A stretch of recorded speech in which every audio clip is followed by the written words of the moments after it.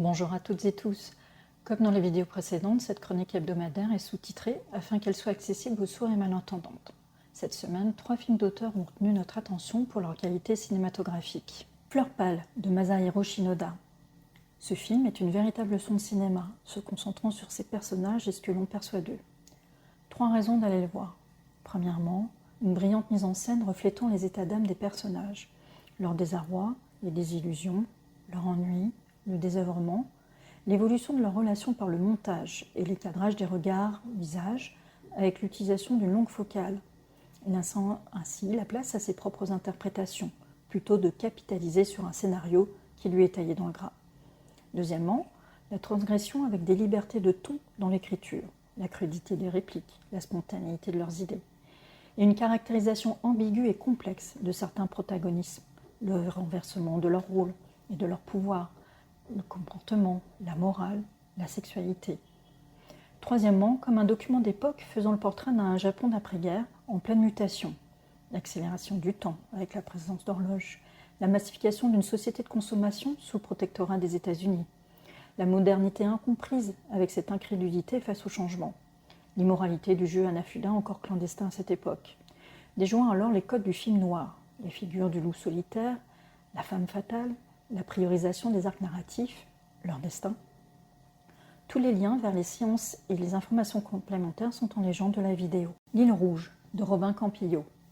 Son récent long-métrage pose à nouveau un point de vue engagé sur un pan méconnu de notre histoire coloniale dans l'océan Indien. 3 raisons d'aller le voir. Premièrement, un film faussement nostalgique dans l'un des derniers bastions de la post-colonisation française. Contrairement à ce que pourrait faire croire la bande-annonce ou cette impression de paradis perdu, Campillo, avec ce nouveau récit, questionne encore bien ici le politique et les responsabilités françaises dans cette chronique familiale et sentimentale.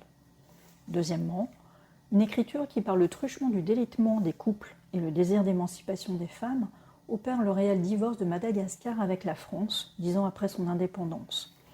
Une génération de Malagasy cherche à s'affranchir avec en point d'orgue une belle séquence sur Veloma, Rifaa Zazana du groupe emblématique Mahaleo.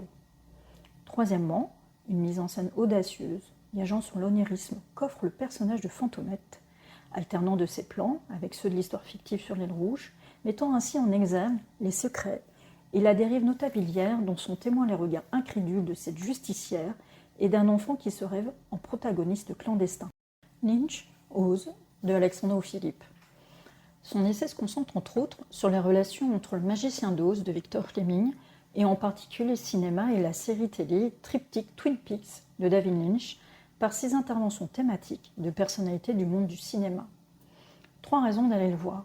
Premièrement, une sélection éclectique parmi les pléthoriques analyses de l'œuvre mystérieuse de Lynch, offrant une introduction originale pour qui souhaiterait affiner ses propres pistes de réflexion autour du film totémique de Fleming, infusant ainsi le cinéma de Lynch. Deuxièmement, cet essai invite à découvrir leurs influences dans les vies artistiques et personnelles parmi ces intervenants et leur propre réception de ces 2 univers cinématographiques. Troisièmement, un montage riche de références filmiques ayant construit la culture pop nord-américaine et l'influence du pouvoir des monomythes, et ce que cela révèle aussi bien en positif que négatif de cette société dans les années 1950 notamment.